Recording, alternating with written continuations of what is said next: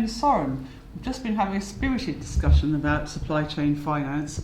I thought it'd be great to hear a bit more from you in a bit more detail about some of the flows of trade in and out of Denmark, and how the supply chain finance and the wider receivables model is facilitating that trade. Can you tell us a bit more? We can. Great. The trade between the Nordics and the rest of the world is quite extensive. As you will remember, all the way back from the Vikings, we've been a trading nation. You did a few other things. We did a few other things, but we were, already then pretty good at trading goods, and that has continued up through the centuries. So there's a huge volume of trade, and all four Nordic economies are hugely dependent on an efficient trading platform for the corporates, and the companies that are engaged in this business are then at their end depending on banks and financial services to help them to recuperate the money that they owe on the trade, but also to help them on limiting the risk that they take in that trade space. So there's absolutely a role for banks to play there, and Danske, I'm happy to say, is playing our part in that, both in the traditional trade finance space, which we covered in the discussion here, but certainly also in the supply chain arena, where we are at the forefront in developing the digital solutions, which is important to us as a bank.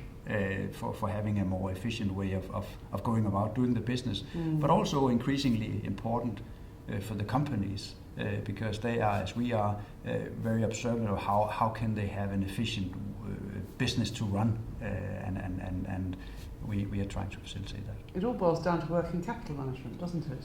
Days sales outstanding, days payable outstanding. Absolutely, and at Danske Bank we are actually rephrasing many of our transaction banking services into working capital advisory, to put a frame around that, so that when we talk to customers, we don't talk about, okay, do you need an export LC, or do you need a standby LC, or can you have an efficient way of your liquidity management in Europe? We are trying to look at it from a working capital aspect. And trying then to frame the whole needs through the supply chain of the company, and then of course that leads into offering services in the respective areas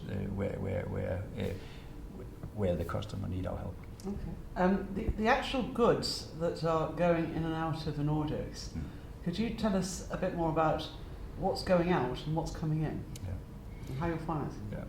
I mean, without going into statistics, broad brush. Obviously, there's a lot of. Let me say, the four Nordic countries are very different. True. In what they offer. Obviously, Norway being very big on oil and gas, and the industry that supports the exploration of oil and gas.